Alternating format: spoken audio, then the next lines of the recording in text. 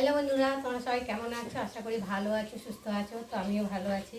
মৌসুমি official চ্যানেলে তোমাদের সবাইকে জানাই স্বাগত জানিয়ে আজকে শুরু করছি নতুন একটা ব্লগ। চলো তোমরা দেখতে থাকো, আশা করি ভালো লাগবে। তো ভালো লাগলে অবশ্যই একটা লাইক, কমেন্ট, শেয়ার, আমার চ্যানেলটাকে সাবস্ক্রাইব করে দিও। তো চলো, আমি এখন ভাত বসিয়েছি আর এখন আমি আনাজ কাটতে এসেছি, বসে গেছি আনাজ কাটতে। তো দেখতে পাচ্ছ কি আনাজ নিয়ে বসেছি, তো লাউ। তো দেখতে পাচ্ছ গোটা বড় একটা লাউ।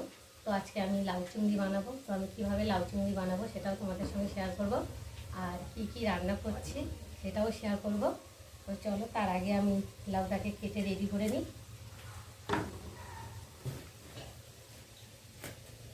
দেখতে পাচ্ছ লাউর মধ্যে একটাও দানা হয়নি, দেখো পুরো একদম প্লেন দেখাচ্ছে, একটাও দানা হয়নি। দেখো লাউটা ভীষণ ভালো, কচি লাউ।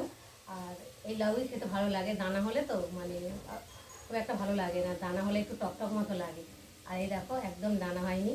তো চলো, আমি এখন লাউটাকে কাটবো। তো কাটার আগে আমি ভালো করে আগে গোটা অবস্থায় ধুয়ে নেব, নাহলে লাউ থেকে জল বেরোবে। লাউ কেটে তারপরে ধুলে জল অনেক বেরোয়, ওই জন্যে এমনিতে লাউ জল। তো তার জন্যে আমি লাউগুলো কেটে পিস পিস করে নিয়ে ধুয়ে তারপরে কাটবো।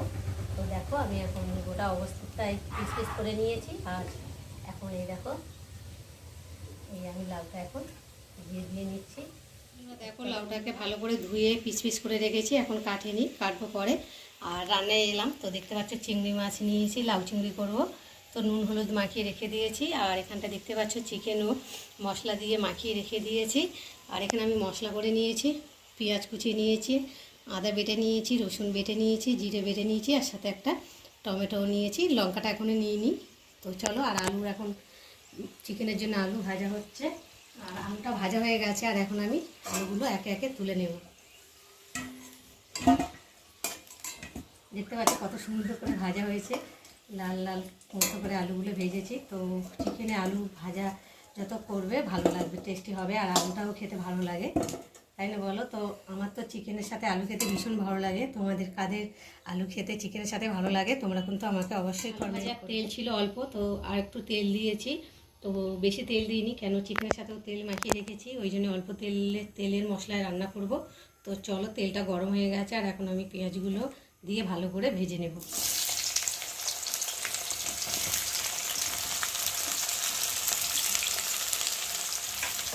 পেঁয়াজটা একটু ভালো করে নেড়ে দেবো, আর একটু পেঁয়াজের মধ্যে আমি নুন দিয়ে দেবো। নুন দিলে পেঁয়াজটা তাড়াতাড়ি মজে যাবে, নরম হবে। দেখতে পাচ্ছ নুনটা দিলাম,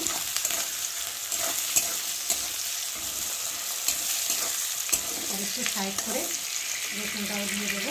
তো রসুনটা না দিতে দিলে না কাঁচা গন্ধ করবে, ভালো লাগবে না, কাঁচা কাঁচাভাবে একটা গন্ধ লাগবে, আর রসুনের গন্ধ তেমন একটা ভালো লাগে না, তাই না বলো? তো দেখো আমি একটা সাইড করে রসুনটাকেও পাশে দিয়ে দিয়েছি মাঝখানে। পেঁয়াজটা ভাজা হয়ে গেছে, আর এর মধ্যে আমি এখন আদা বাটা দেব, আর দেব জিরে বাটা, আর দেব কটা কাঁচা লঙ্কা, আর দেব গুঁড়ো লঙ্কা। চিকেনের সাথে লঙ্কা মাখিয়েছি, তবে একটু দিলাম কালারের জন্যে, যাতে কালারটাও ভালো লাগে, লাল লাল হবে, দেখতে ভালো লাগে, তাই না? তো চলো মশলাটা আজকে ভালো করে তেলের মধ্যে ভেজে নিই। ভাজা হয়ে গেছে, আর নুন দেবো, অল্প করে নুন দিলাম, আর অল্প করে হলুদ দেবো, চিকেনের সাথে হলুদ মাখিয়ে রেখেছি, তার জন্য অল্প করে হলুদ দিলাম, দিয়ে একটু ভালো করে ভেজে নেব।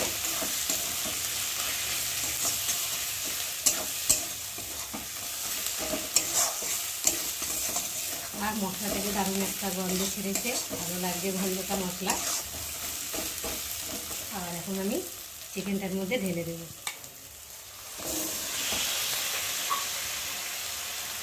দিয়ে চিকেনটা ভালো করে মশলার সাথে কষিয়ে নেব।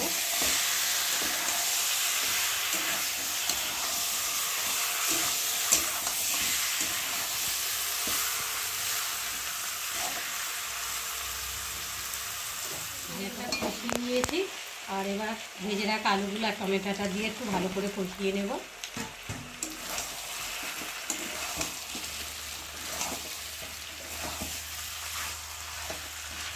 তো আলুগুলো দিয়েছি। আমার চিকেন কষানো হয়ে গেছে, দেখতেই পাচ্ছ। চিকেন থেকে তেল ছেড়ে দিয়েছে আর চিকেনটা কত সুন্দর কষানো হয়েছে দেখতে পাচ্ছ। আর এখন আমি গরম করে রাখা জলটাকে ঢেলে দেবো।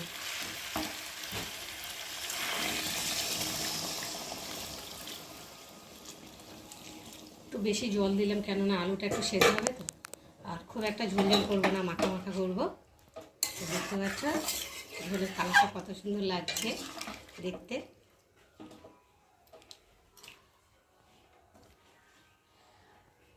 তো চলো ঢাকা দিয়ে। দেখো বন্ধুরা, আমার চিকেন তৈরি হয়ে গেছে। আর চিকেন নামাবার আগে একটু মিট মশলা দেবো, আর একটু স্বাদ অনুযায়ী চিনি দেবো। চিনি দিলে কি আর স্বাদটা খেতে স্বাদ হয়, আর খেতে ভীষণ ভালো লাগে। আর মিট মশলাটাও খুব ভালো হয়, তরকারিতে কালারও হয় আর খেতে ভালো লাগে। গরম গরম মশলার বদলে তোমরা মিট মশলা ব্যবহার করে দেখো, এটা খেতে ভীষণ ভালো লাগে। তো একটু ঢাকা দিয়ে ফুটিয়ে তারপর আমার চিকেন বানানো রেডি হয়ে গেছে দেখতে পাচ্ছ। আর চিকেনটা নিশ্চয়ই খেতে ভীষণ ভালো হবে, কেন কালারটা ভীষণ সুন্দর হয়েছে। তো খাওয়ার পরেই বোঝা যাবে কেমন হয়েছে। তো চলো আমি এখন চিকেনটাকে নামিয়ে নিই। তো বন্ধুরা, আমার এই চিকেনের রেসিপিটা কেমন লাগলো তোমরা কিন্তু অবশ্যই কমেন্ট করবে।